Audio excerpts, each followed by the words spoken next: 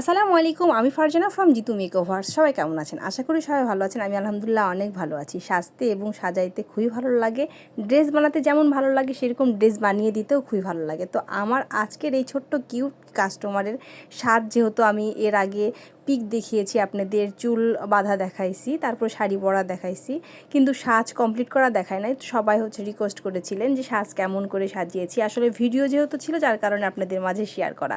আর ছোট্ট কিউট বেবিকে সাজাইতে এতটা পরিমাণে টাইম লেগেছিল, ভাবতেও পারি নাই যে এরকম লং টাইম লাগবে। কারণ নর্মালি একটা সাজ সাজাইতে গেলে কিন্তু এমনিই সময় লাগে, তবে বেবিকে সাজানোর জন্য এতটা টাইম লাগবে আমি নিজেও বুঝি নাই। আর বেবিটাও আসলে ক্লান্ত হয়ে গিয়েছিল, ঘুম চলে আসছিল। কারণ একটা সাজ সাজাতে গেলে তখন কিন্তু নর্মাল করে সাজাবো যতটা পরিমাণে বলা যায়, আসলে শাড়ি পরার পরে গহনা দেখে তখন দেখা যাচ্ছে যে নর্মাল সাজটা আসলে সাজানো যায় না। তো ওকে নর্মালি যেভাবে সাজিয়ে দিয়েছে, একেবারে না পারলেই না যেইটা সেরকমভাবে হালকা পরিমাণে মেকআপ দিয়েছি। কারণ ও এমনিতেই মাশাল্লাহ অনেক সুন্দর, অনেক কিউট দেখতে। সবাই আপনারা বলেছেন যে মাশাল্লাহ আসলে ও অনেক কিউট।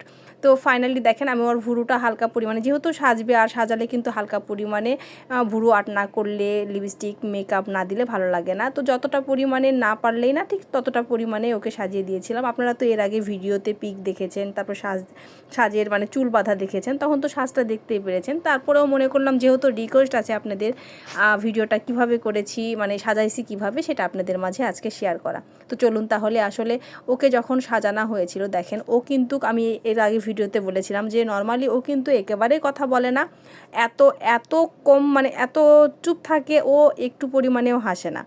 আমি অনেক চেষ্টা করেছিলাম, তো ফাইনালি হাসার যে ভিডিওটা আমি বলেছিলাম যে ওকে কিন্তু ফাইনালি আমার কথার ছলে ফেলে হাসতে ওকে বাধ্যই করেছিলাম। কারণ না হাসলে বলেছিলাম সাজলে কিন্তু তোমাকে না হাসলে দেখতে ভালো লাগবে না, যার কারণে তখন হালকা পরিমাণে গালে ব্লাশন দেওয়ার সময় ও হাসতেছিল।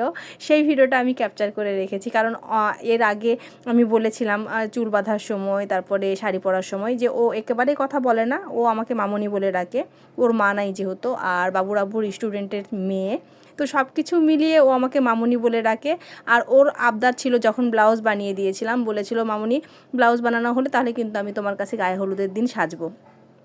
আমারও ডিসিশান ছিল, যেহেতু আমি ব্লাউজ বানাই দিছি, শাড়িটা সেলাই করতে হয়েছে, তো সব কিছু মিলিয়ে ও যেহেতু মানে যেদিন গায়ে হলুদ থাকবে সেদিনই নিতে আসবে, তো সব কিছু মিলিয়ে মনে করলাম হালকা পরিমাণে একটু পাটি সাজ দিয়ে দিলে ছোট্ট বেবি যেহেতু দেখতে কিউট লাগবে।